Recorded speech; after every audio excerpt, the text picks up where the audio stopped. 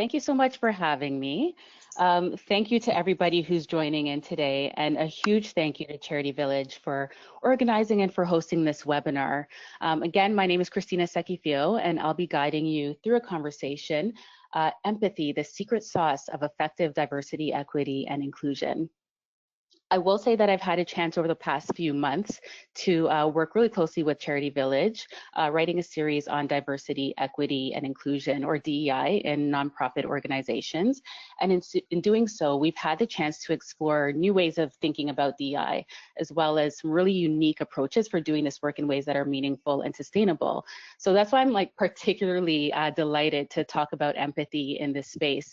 It's something we don't talk enough about, and I really appreciate Charity Village for making this space for this conversation. So thank you.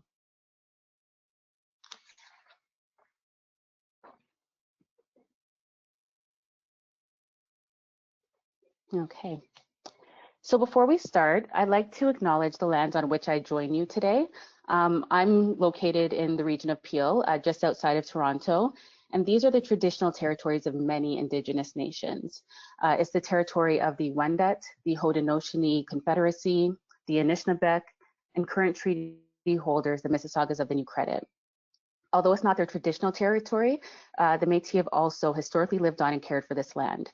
It's been the site of human activity for 15,000 years, and as an immigrant to Canada, I'm grateful for the opportunity to be joining you from this land. This territory is also the subject of the Dish with One Spoon Wampum Belt Covenant.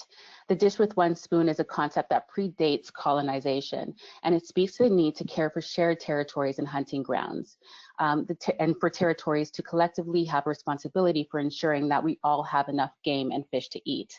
So when we think about this acknowledgement, it does speak to our Indigenous history, to concepts of belonging and accountability, and it grounds us in truth and reconciliation. But it also calls us to inquire what it means to recognize the needs of others and to reflect on our own accountability. So I invite you during our time together to consider our role in ensuring that we all have the care and the compassion that we need so that all people, regardless of our diverse identities, can be meaningfully included and ultimately thrive. So in terms of our agenda, we have 5 sections that we'll be going through today. The first is a question, what is empathy? So we'll touch a little bit on what some leading thinkers are saying about empathy and some ways that we can be better at it in the long run. The second piece that we'd like to chat about today is why is empathy important in effective DEI? So essentially what we want to do is think about how empathy fits within DEI work, with a focus on change management and implementation to really just supercharge our DEI work. The next is how can modeling empathy support collaboration, connection, and understanding? So here we'll look at a couple of case scenarios, so things that are brought forth from my own work to demonstrate how empathy can foster buy-in and understanding. The fourth is why is exercising self-compassion important? So here we'll talk a little bit about how we'll unpack how self-compassion can help us be more effective DEI leaders and champions. And our little bonus section is my own personal recipe for empathetic DEI. So this is me sharing my recipe based on lessons learned from my work around inclusion. Okay. So to give you a very quick introduction to me, I'm the principal consultant and owner of Boldly Inclusive, which is a consulting, training, and coaching firm specializing in diversity, equity, and inclusion. We work with clients to embed inclusion into strategic and operational planning, into design and development of programs and services, and capacity building training within organizations. So prior to doing this work, I actually worked in the nonprofit sector for a good amount of time, nearly 15 years. And in doing so, I worked with organizations to address a number of different complex social challenges. So, I've worked in child welfare, I've worked in financial empowerment, youth literacy, specifically with youth who've been pushed out of school systems. I have worked in partnership with newcomer populations, Indigenous communities, homeless, those who are experiencing homelessness. And throughout all of these experiences, I've used inclusion as a lens for how to do this work and address these issues effectively. So for me, it's really important to think about 2 things when it comes to diversity, equity, inclusion. First is how can we make DEI actionable and outcomes oriented? And 2, how does DEI, essentially, how can it be used as a lens? And really shifting the dialogue from it being something that you do to how you do it. And this is particularly why I see empathy as a critical piece of the work, because empathy allows us to put ourselves in the shoes of another. So we're better able to meet them where they're at, and we're better able to bring them along on this DEI journey. Okay, so first question, what is empathy? We'll jump right in. So I think for those of you who've had the chance, there was a companion article to this piece on Charity Village, to this webinar. And in it, I spoke a little bit about the RSA short from Brene Brown, which was Brene Brown on empathy. I referenced that piece. I thought it was a beautiful piece, and I know many of you have seen it before. That said, Brene Brown is actually inspired, or her work was around empathy was inspired by Teresa Wiseman, who was a UK nursing scholar who studied in a number of different professions how empathy could be used to make their work more effective. And in doing her work as a scholar, she came up with 4 key attributes of empathy. So we break them down right here.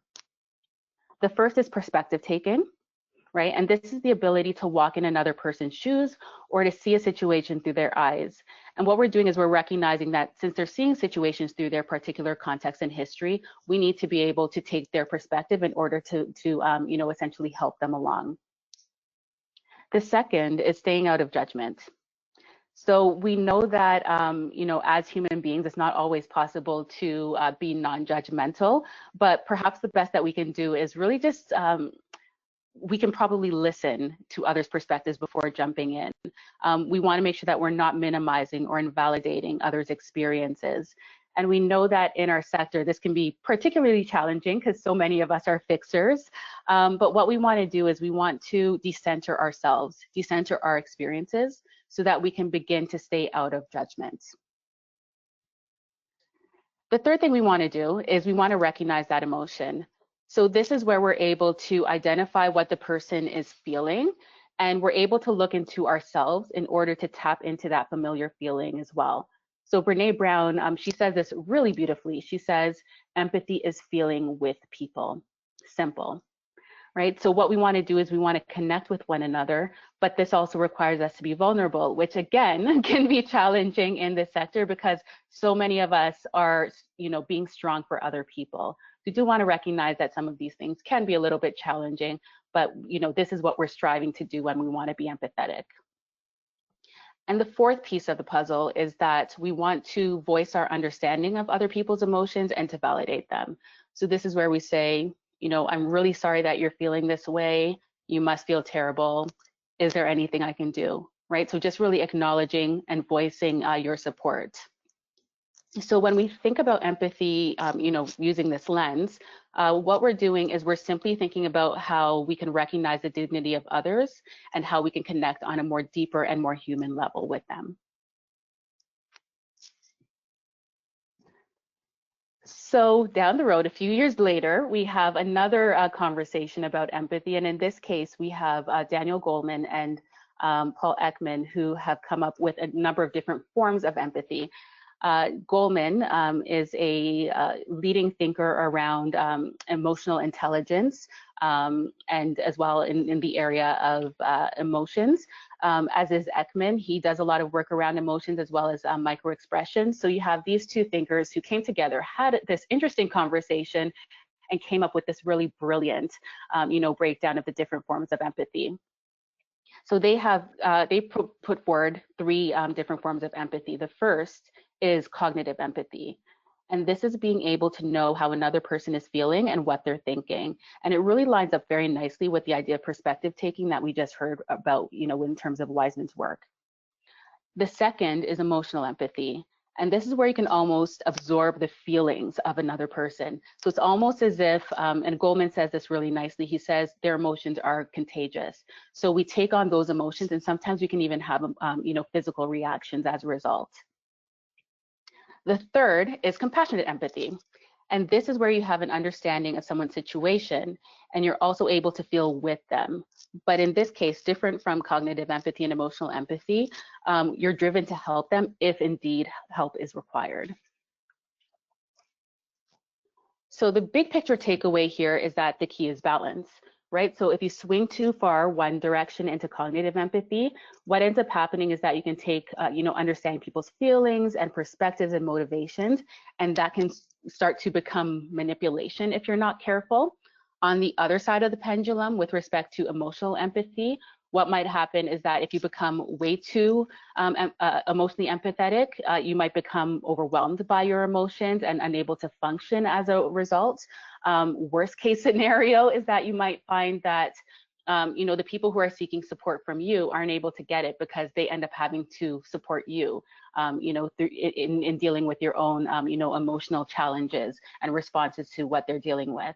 And we know that, specifically when it comes to diversity, equity, and inclusion, that this isn't necessarily the most fair situation to be put in, because if you're dealing with conscious and unconscious bias, systemic oppressions, structural barriers, and the like, and you're looking for support, to have that flipped onto you where you have to support the other person isn't always the best feeling, especially when you're carrying so much weight and trauma from your own experiences in that case. So we want to make sure that we're avoiding this wherever possible.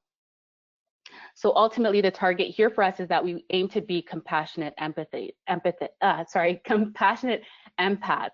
And essentially what we want to do is we want to be able to match our understanding and the connection that we're forming with others with action. Okay. So this takes us to our first key takeaway. It's not enough to be a cognitive or emotional empath. You need to be moved to action if you're going to move the dial forward on inclusion. This requires us to embrace Goldman and Ekman's compassionate empathy and Wiseman's 4 attributes as starting points to do this well. So very simply, compassionate empathy is what we're striving for, and the 4 attributes, perspective taking, staying out of judgment, recognizing the emotion, and communication, these become the magic formula for how we do this well. Okay. So why is empathy important? Question 2. And in this section, we will discuss how empathy fits in DEI and how it makes us better able to meet the needs of our stakeholders during change processes. Okay, so I'm going to ask you a question, we'll do a little thought exercise together. I'm hoping you have a pen or pencil around you, a little piece of scrap paper. And I'm going to ask you to write down the first thing that comes to mind when I ask you this question, okay? How can empathy drive DEI in my organization? Okay, so how can empathy drive DEI in my organization? And I know that not everyone has, a DEI job title or responsibility, but I'm hoping that many of you are starting to have conversations about DEI in your organization. So yeah, how does empathy drive DEI? Okay. Now I'm going to guess that for most of you, the first thing that came to mind was client or member experiences. And I think that this is a natural, first step in having these conversations around empathy with respect to DEI, because ultimately we want to make sure that we are understanding our clients, our members' needs, right? And ensuring that they're receiving respectful and culturally relevant supports and services as a result, right? So we want to make sure that everything that we do is client-centered. Now, if we take a step away from those immediate one-to-one, interactions, and we start to think a little bit more holistically about our clients, we notice a number of other things that are happening around them in terms of their context. One is that, although they might be receiving services from us, they're going to go out into a world where they're going to be experiencing multiple and intersecting barriers, whether that's due to gender, to sexuality, heteronormativity, whether that's due to, newcomer status or the like. They're going to be facing, another set of barriers and obstacles once they move on from your organization. On the flip side of that, many clients might be receiving supports because of issues around systemic bias, whether that's conscious or unconscious, and because of oppression. So we want to make sure that we're taking a step back, recognizing the context around them that creates the situation that they're in and the situation that they'll be moving on from. And we want to think very, in an empathetic standpoint around, okay, what does success look like for them? right? And once we're able to have this conversation about what success looks like within this context, then we can start to think about how do we design and deliver programs that meet their needs, all right? So taking a further step back, so we've just talked a little bit about client and member experiences. Let's talk a little bit about what this looks like for our colleagues within our organization. So now we're going to take a little bit of an organizational view. So this leads us to our second point, DEI-related change management. And this is actually one of the biggest changes organizations face when it comes to diversity, equity, and inclusion. Because essentially what we have to figure out is how to successfully implement DEI while managing change and expectations. Here we want to embrace empathy because it can allow us to put ourselves in our colleagues' shoes and plan for implementation in ways that considers their needs and expectations. And I do have an example to illustrate that in the next section, so hopefully you'll get a better sense of what that looks like in just a few minutes. Okay, the next piece is diversity, equity, and inclusion capacity building within organizations. So to tell you a little bit about this, I need to take a step back and talk about what it is to build capacity, right? So I'm sure many of you have probably heard the term, it's an acronym CASA, right? So CASA standing for knowledge, attitude, skills, and aspirations. And this is essentially a way that, when we're looking at HR, learning and development, we think about capacity building as having to touch and kind of move the dial forward on all of these different dimensions around learning, right? So when we think about capacity building from this perspective, it's possible for us to build awareness, right? So that's the knowledge piece. But you might have somebody who, might not feel that it's a priority. And that means that there's a gap in terms of attitude. Or they might have the awareness and the attitude, but they might not feel that they have the skill set to be able to implement change on their own or independently, right? So then that means that there's a little bit more work to do around skills, right? So when you think about capacity from these different dimensions, we recognize then that in fact, an empathetic approach can actually help us. It can help us take a step back, understand where our colleagues are at, and lead with curiosity to learn more about their learning and development needs, and ensure that we're bringing them along so that they're actively building their capacity along the way. Okay. Christina, can I get you just to repeat what CASA stands for? We've just had a couple of questions on that. Sure. CASA, so it's K-A-S-A, and it stands for knowledge, attitude, skills, and aspirations. Okay, so essentially knowledge being awareness and information, attitude is the desire to implement the change, right? Skills being the actual ability, so having the skill set to be able to implement, and aspiration is, wanting to be able to actually implement at the end of the day. So knowledge, attitude, skills, and aspirations. That's awesome. Thank you so much. Yeah, no worries. Okay. So when we're thinking about capacity, as we said, what we want to do is we want to take an empathetic approach because this allows us to kind of meet people where they're at and help them along their learning and development journey. Okay, and the fourth area in which empathy can drive DEI. So we started off with the client, we moved outwards into the organization, looked at how we can support our client. Now we want to look at our external, our external environment. And here's where we can start to think about partnership development and collaboration. So what we do know when it comes to collaboration is that the most successful collaboratives are those where members are in alignment, not only in terms of their goals, but also in terms of their values. So just like staff, just like we're dealing with our colleagues, we recognize that everyone's moving at a different pace. So sometimes this could be because of the history of the organization, perhaps it's different traditions that they hold. Sometimes it could be due to location. So again, what we want to do is we want to use an empathetic lens to have an understanding of where they're at, support healthy and meaningful dialogues about DEI, and this in turn will allow us to continue moving the dial forward. Okay. So that said, just before we move on to the next piece, I do want to just, say one word really quickly, a little bit of a caveat here about I guess, how, empathy can be used in different ways. I will say first and foremost that, I acknowledge that for, many of the people who are listening, they recognize that conversations that we've been having around DEI have been happening for decades, right? So I just want to make sure that, I acknowledge that and recognize that, a lot of us have seen, where things have gone, and, might be frustrated with a little bit of the movement here. So I want to make sure that we're addressing, how we use empathy in this way. I want to make it clear that it's not about letting people off the hook because we say that, we want to meet people where they're at. It's not at all about letting them off the hook or slowing down production in that sense, but it's really about ensuring radical accountability across the board. So it's saying we have a shared commitment, right? We want to move forward. We understand that we're not all moving forward at the same pace, but because of this commitment, we're all going to continue to strive to do better.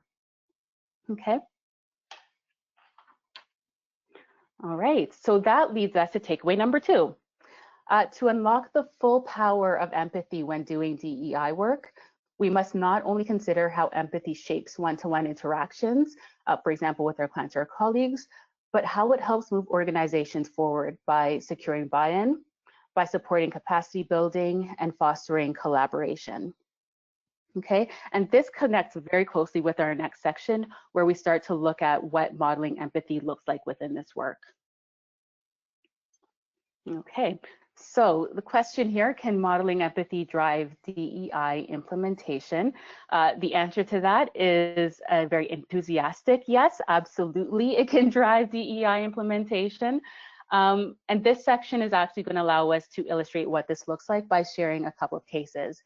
I will say that these cases are informed by my own work, right? The interesting piece is that they're not about any specific organization. They're actually a representation of, some common issues and common contexts that I see in terms of the work that we do at Boldly Inclusive. And, I think it's a great way to illustrate what it looks like to, embody empathy, not just in terms of the, understanding our context standpoint, but also how we can model it within our organizations. Okay, so in this first example, we have an organization that is facing resistance from staff to DEI efforts. So it's an organization that is very new to DEI. We have folks who are responsible for leading in DEI change. And perhaps what they've done is they've, started off with doing some capacity building, but what they found is that the staff is not actually implementing the tools and the information that they've been given during those sessions. So they've asked us to come in and have a conversation around like, how can we identify what's happening and why, there seems to be this resistance. So what we did is we ended up taking that empathetic approach to understanding the context of the work. And what we decided to do was actually have one-to-one confidential dialogues with staff members. And it was really just focused on hearing their stories, right? So in hearing their stories, we were able to understand their history with respect to the organization, some of the context, some of the challenges, some of the opportunities that they were seeing.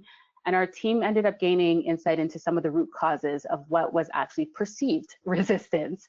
A couple of the things that we found, in one case, we saw that people were not feeling sufficiently prepared to implement the change. So it goes back to the idea of capacity building. They felt that although they had tools and resources and were willing to implement them, they were very nervous about what would happen, when it comes to real world implementation and having to deal with some of those complexities and personalities and the like. So what ended up happening is they didn't, instead of using those tools, they actually just became so fearful that they just froze. They didn't end up going forward in terms of moving them because they were so concerned about, what happens if I do something that causes further, damage or tension, within our space. What happens if I don't do this properly and I'm judged by my colleagues? So they were literally frozen with fear. The second thing that we saw was that many people also started feeling that they were being left behind with new changes. And I think this is something that's very common with organizations across the board, is that, when change happens, often it comes from above and it trickles down to the ground. And those on the ground end up being not only the people who are responsible for implementing those changes, but they're also the recipient of change. So what we found in having those one-to-one dialogues was that folks felt a little bit disconnected from the change process. They also felt that because they weren't able to share their perspectives, that perhaps some of the tools and resources weren't necessarily applicable to what was happening on the ground.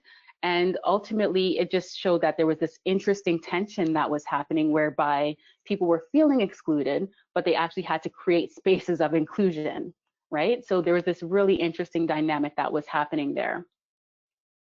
So that said, we were able to adopt an approach that was rooted in empathy, but what we ended up finding was that what we thought was resistance were actually challenges in terms of readiness and feeling engaged with the process, right?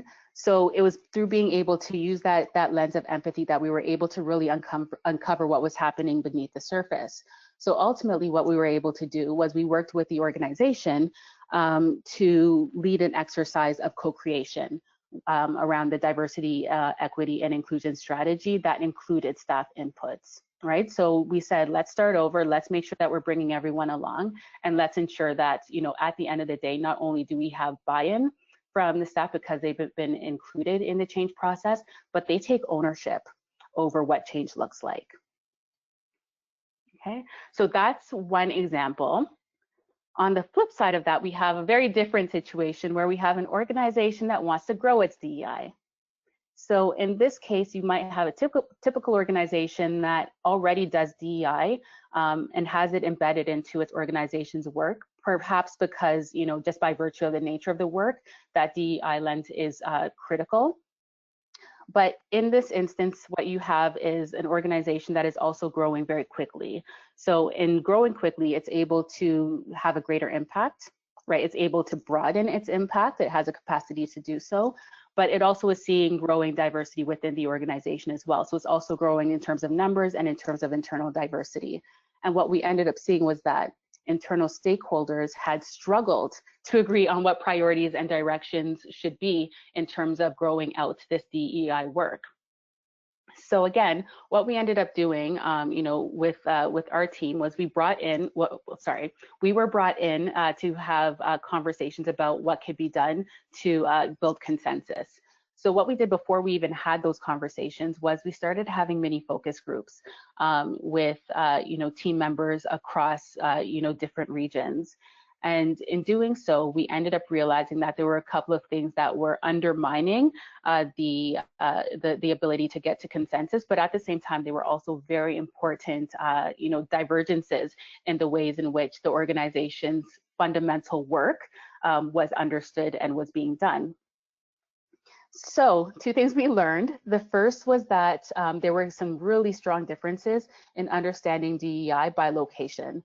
So for example, what we found is that while in some of the bigger cities, we were having conversations about how do we outreach and engage to immigrant communities, whereas in some of the smaller rural communities, there weren't many newcomers, so that wasn't necessarily a priority or something that was on the radar, right?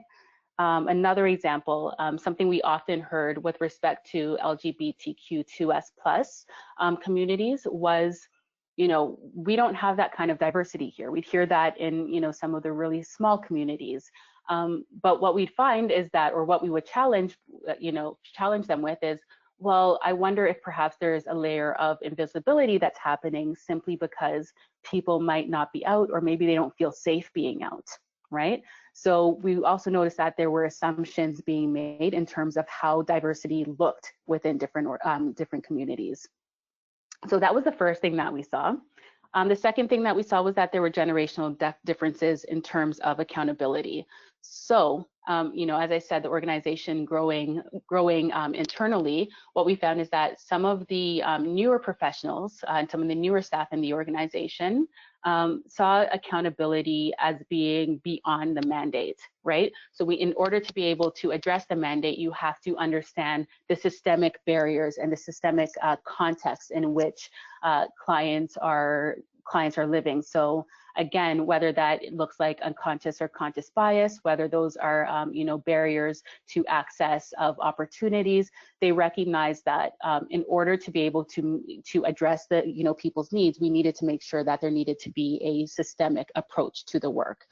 On the flip side of that, we had, staff members who were more seasoned and were, more, who had been with the organization for a longer time, and they were deeply connected to the mandate.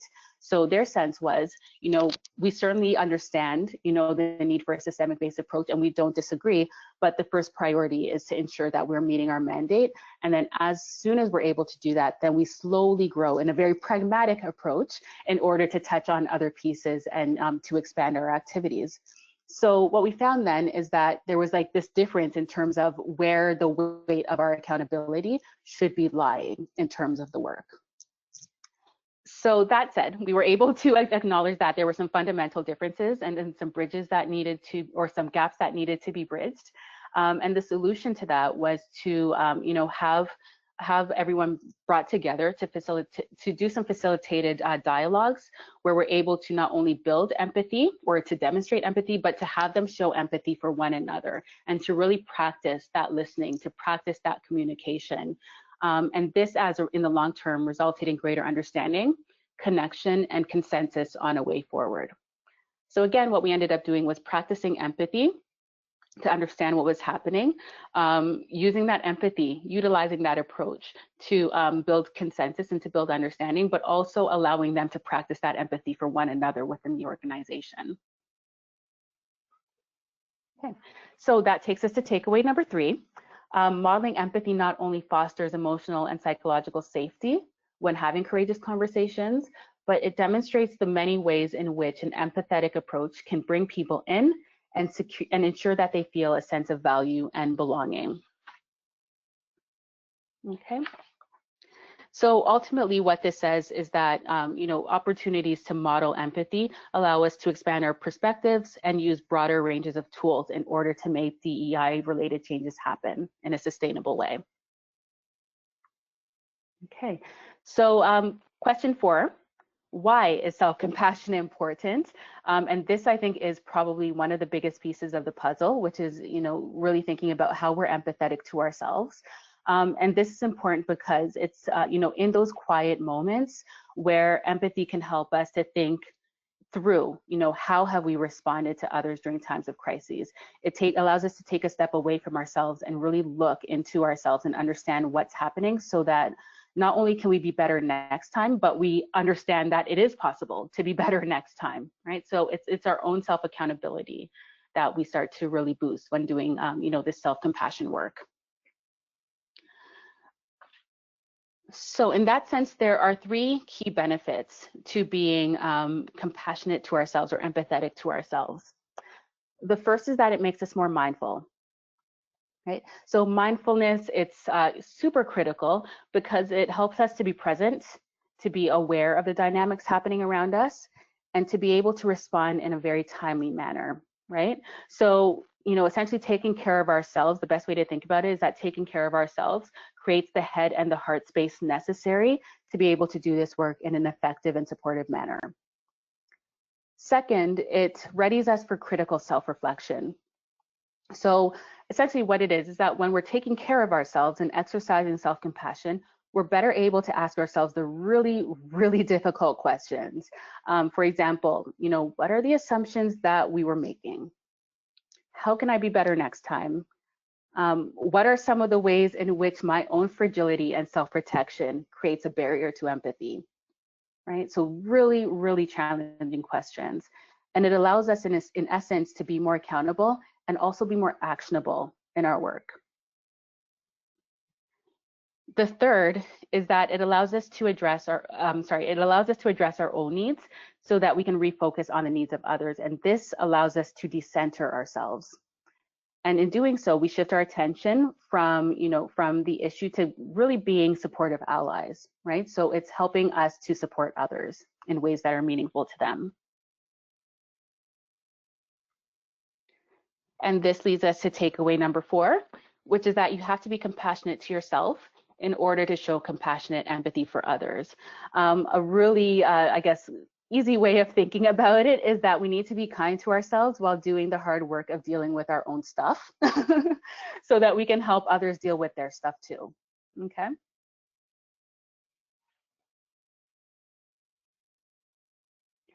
All right, so now we've kind of gone through, some of the key pieces of the work. We've talked a little bit about what empathy is, how we can use it to really boost the work that we're doing around DEI in our organizations.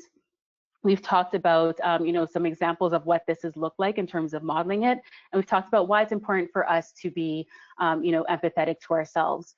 So what I like to do now is share my own personal recipe for empathetic DEI. This does come from my own experiences. And so I'll say that when you're creating your own recipe, what you might find is that you're heavier in some ingredients than others. You might be lighter in some than others. But the idea here is really just to have a conversation about some core principles to help us to embrace empathy within our work. Okay, so ready, set, bake.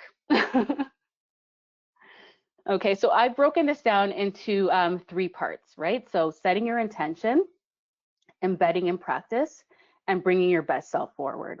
Okay, so I'll just go by each point, each one point by point. So in terms of the first point here, empathy essentially means committing to doing the hard work of change and accountability, right? It's not enough to be cognitive or emotional empath, which we learned from, the work of Goldman and Ekman. You essentially you need to be moved to action. Yeah, sorry. You need to be moved to action to exercise true compassion. Got a little bit tongue-tied there. So ultimately what this means is that we want to be an ally wherever possible. We want to use our privilege to speak up. We want to make space. We want to take the time to hear others' needs. And where possible, we want to provide the appropriate support to folks if and when they need it. The second point, we want to recognize that we're all starting from different places in our journeys, and we want to be willing to bring others along.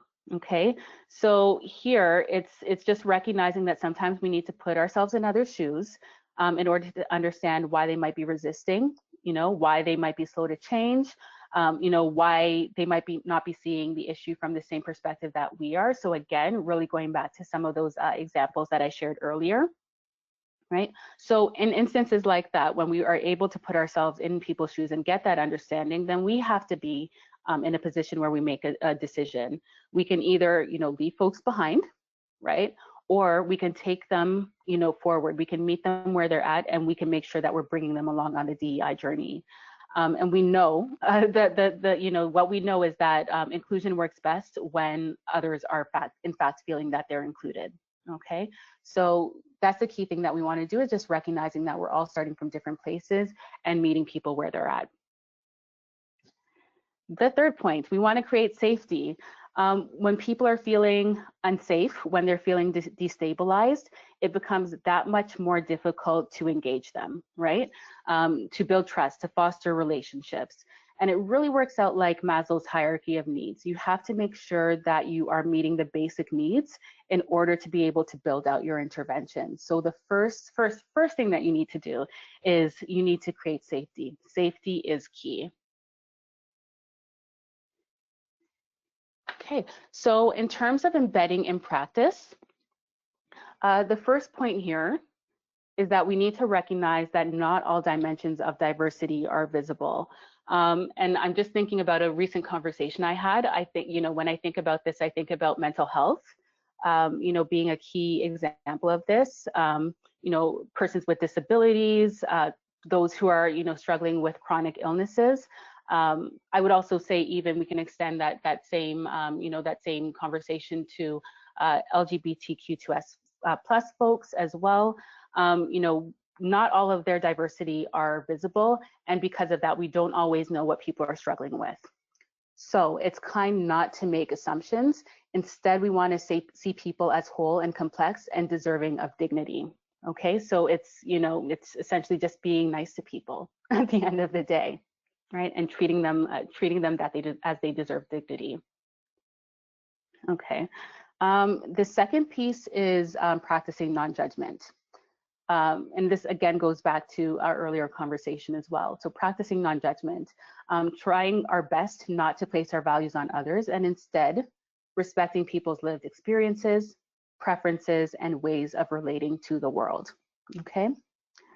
Now that said, I do want to just again, take a quick note here and just acknowledge the role that organizations have to play, specifically around the idea of not placing your values on others, right? Because I think that one thing that we've seen is that sometimes this can be used as a sword and a shield for those who outwardly reject DEI, so those who might have more conscious biases, for example, right? So what I want to do is I just want to make it clear that practicing non-judgment, essentially it's not a get out of jail free card for those who don't value inclusion, okay? So organizations, they have a position to play. They need to be able to balance openness with being clear on their own values, okay? And they need to be able to ensure that their stakeholders as well are in alignment with those values that they carry. Okay, so if an organization says that we value respect and we value inclusion, we want to make sure that all of their stakeholders, right? So whether that's their staff, whether it's their partners, are also sharing those same values as well. Okay. The third is promoting dialogue instead of silence. I think this is a huge one when it comes to those who are leading DEI changes. And the reason for this is because, we're all human beings. We all have complex lives, complex histories, complex struggles. But as we grow in our awareness around diversity, equity, and inclusion, and as we grow in our practice as well, it's super important for us to be mindful of the messy stuff that it's going to bring up for folks. It's important that we take these moments not only to silence people, but instead to promote dialogue, right? So we want to check in with one another. We want to be curious. We want to ask questions, and we want to essentially, use this curiosity as the intersection between empathy and inclusion. Okay. The fourth point, do not practice inclusion on others. I think this is a huge one. This is one of the big ones for me.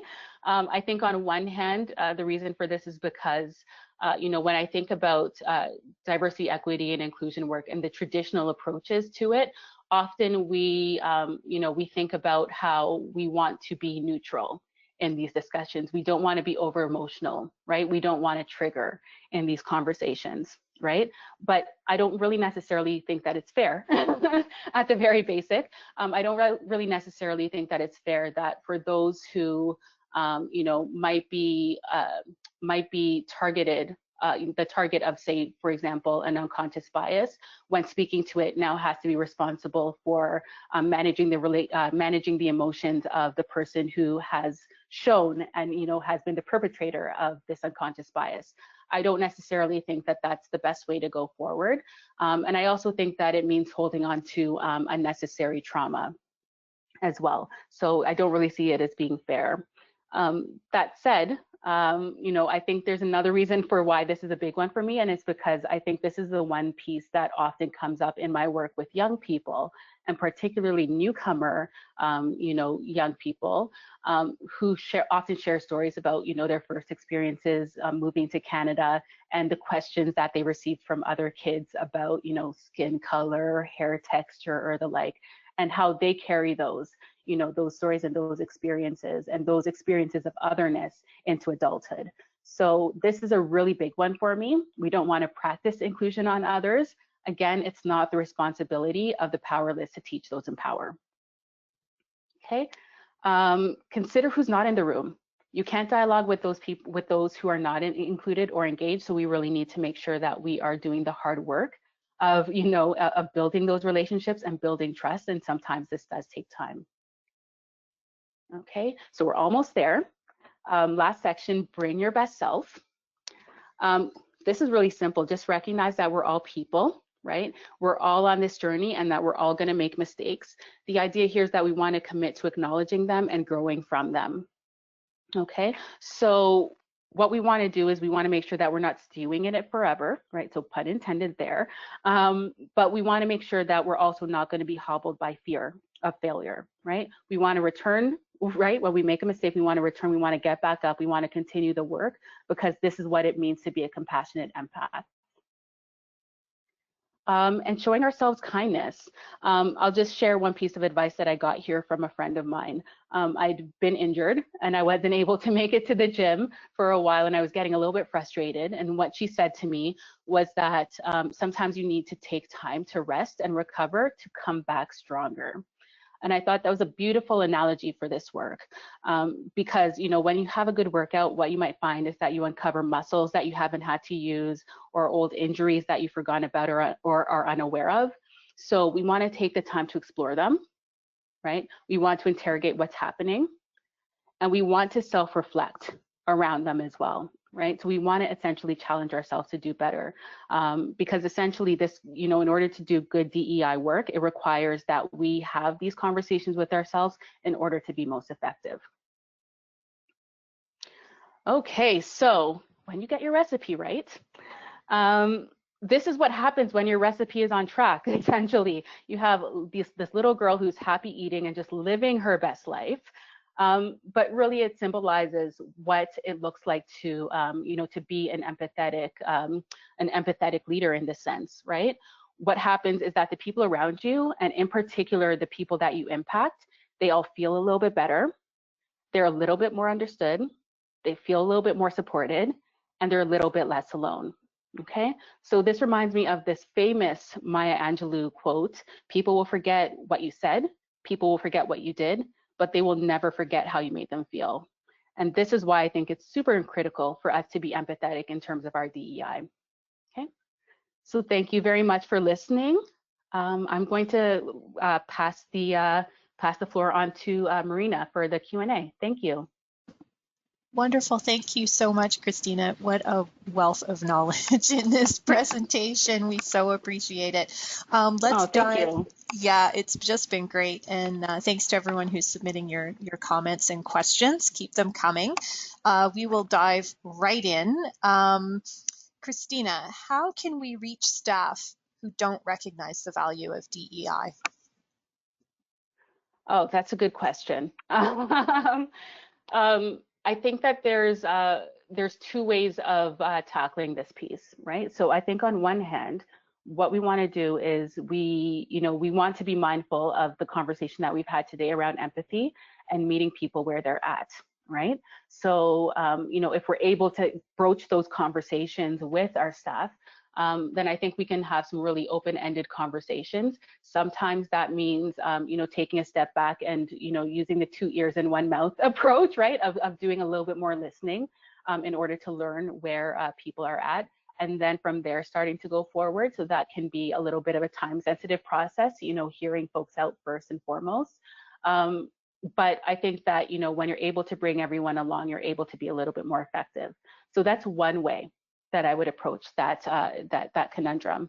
The second piece of the puzzle is recognizing that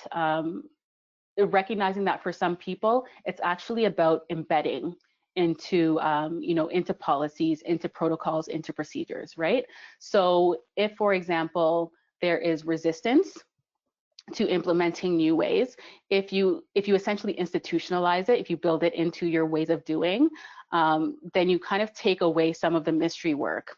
So for those who are a little bit more fearful and a little bit more nervous, you know, some of those folks who actually do freeze, you know, when having to make this change, you're able to address those insecurities and those challenges that they might be facing inwardly.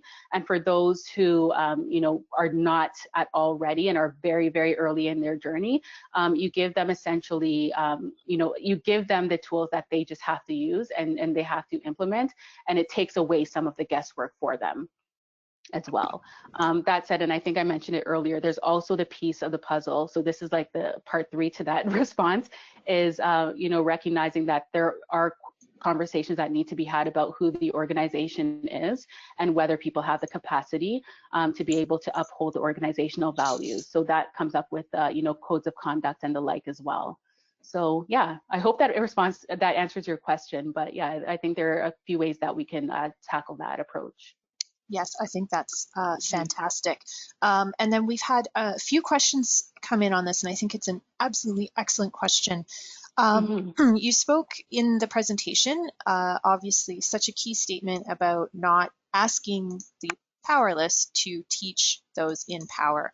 How can we learn about the experience of others without putting the responsibility on them to teach those of us that are in a privileged position? Yeah, and that's a great question. I think that the key thing that we want to do is, well, I think the first thing that we want to do is we want to, recognize the resources that are around us. So for organizations that do have access to a DEI person, for example, I always invite, and encourage them to have those conversations with, with those organizational leaders, because that's essentially their job, right?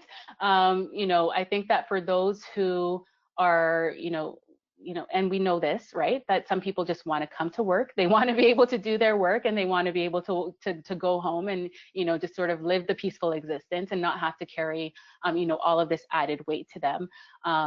But for folks who are doing this work, this is what we do, right? We have these conversations. So, we can be a safe place to unpack some of those challenges when things come up during the day. Right, so I say first is utilize the resources that you have around you. Second, although it's not the responsibility of people to educate, I will say that sometimes if you have that safety within your friendships, you might actually have somebody who who is committed to this conversation, who will say, you know what, this happened, and I think that perhaps this might be something that we might want to chat a little bit about. And they will volunteer to help you in those instances as well, right? And to help you to unpack and to give you a different perspective. So I think, again, it kind of comes back to the idea of utilizing the resources around you. And I think the third is just being proactive. Recognizing that there's a lot that many of us don't see, right? It's like living in a fishbowl. If you're not actually cognizant of this part of the context, if it's not part of your reality, you don't always see it. So I think that in those instances, it's important for you to, and this goes back to the idea of the self compassion, is to practice, your mindfulness. Be present.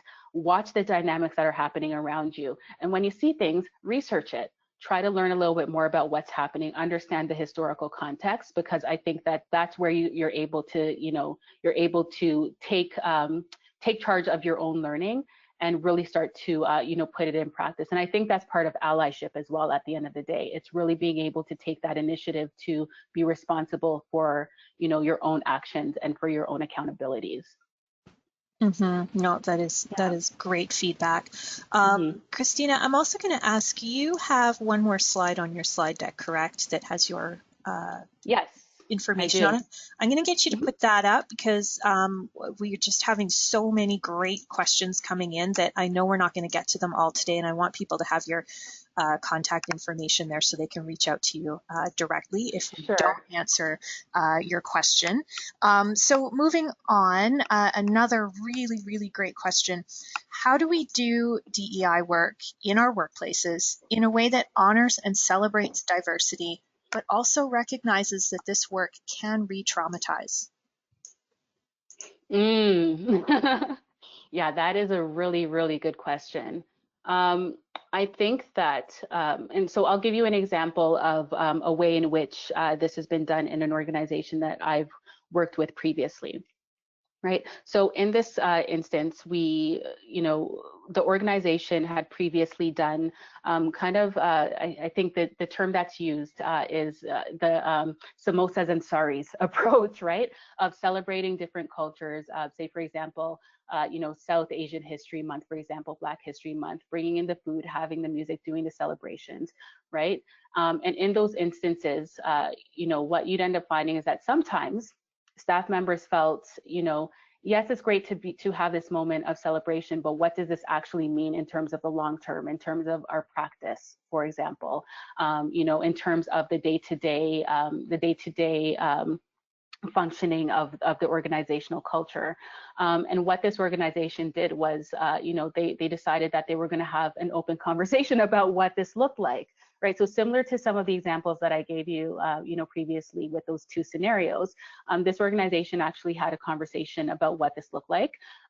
They invited people who were interested, right? So it wasn't, forced that this was, this conversation had to happen, but they invited interesting parties to, to be a part of the dialogue, and said, what does it look like to be seen within your organization? To have that culture, to have your culture be, recognized and celebrated, to have your history, be acknowledged within these spaces. And from there, the conversation became so rich that, it ended up moving away from some of those, some of those approaches which the organization had taken previously. And I started thinking about, providing information that, helped in terms of organizational practice. Providing stats and things along those lines. We moved away from, doing work around, the cultural celebration alone, but then started, marrying that a little bit more closely to history as well, and the historical representation and impact of different communities within the Canadian context. So suddenly the conversation became that much richer because we had more voices at the table. No, that's a great example, Christina. I'm going to finish off with a last question because we're running up on time. For those that need to jump on the hour, we are recording the rest of the Q&A. So if you want to tune in later, you'll get that recording later today. So Christina, could you just speak to any metrics or tracking that people need to know about? I know that sounds a bit strange to sort of quantify it in that way, but it's probably important for evaluation, correct? Yes, and I am a strong believer in evaluation as well in terms of doing this work. So yeah, I'm happy to answer that question. So when it comes to evaluation, I think that we've traditionally tended to look at metrics that are associated with diversity and representation. So we look at, for example, gender balances. We might even look at gender, pay equity, as a marker. We might look at, I guess representation proportions based on race, LGBTQ2S+ identification and the like. So we break it down in those areas generally when it comes to diversity. I think that that isn't necessarily enough, because I think that gives us just a snapshot of where we're at. I do think that if you're looking at it in terms of change over time and growth over time, there's a really interesting story that can be told, but just as a standalone, I don't really see it as being sufficient. So I think that in addition to that, what you might want to do is look at markers that help us to understand what's happening in terms of inclusion, right? So in doing so, I would say perhaps look at representation with respect to, I think we already said time, but perhaps with respect to I guess, National Household Survey, for example, understanding, whether the proportions are aligned with the context, the regional context in which, we're living and working in.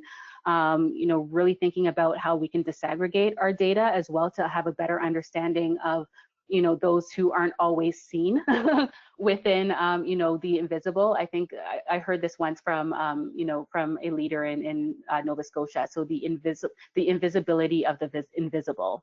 Right, so we're making sure that we're capturing that.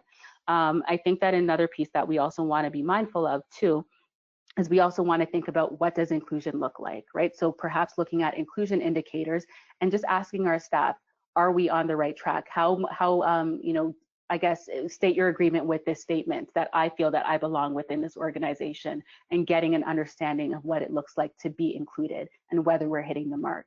So I think that there are a number of ways that we can do this. So it's about looking at it over time, looking at it in terms of our disaggregated data, looking at it in terms of our inclusion stats, but then also looking at it in terms of, the snapshot of diversity as well. So those are some really quick ones. Hopefully it at least gets us started in terms of having that conversation about evaluation. No, that's wonderful, Christina. That's probably a whole other webinar on its own. So before we wrap up, did you have any last comments you wanted to make, Christina? Sure. I think the key thing, I'll try to keep it very short. I think, if you want to bring people along, you have to bring them in. right? So again, this is why we need to have an empathetic approach that helps us to really, drive our DEI work. It's all about bringing people in. That's a wonderful place to leave things. And for those of you that submitted so many great questions that we didn't have time to get to today, please do reach out to Christina. She's a wealth of information. I also popped a link in the chat box to some of the past articles that Christina has written for us and the podcast episode that she was featured on as well. Lots of great discussion there. Again, I want to thank everyone for joining in today. It was an important discussion and we were so pleased to have you with us. We will follow up with you by email this afternoon with the webinar recording and a slide deck. Please share that with your colleagues, your network. It will be publicly available. There will also be a short survey that will take less than 5 minutes to fill out. Please do complete that for us if you can. You'll have an opportunity there to let us know if there's other topics you'd like to see covered in a future session. We'll also be sure to share the feedback with Christina as well. So anything you'd like her to hear, please pop that into the survey comments.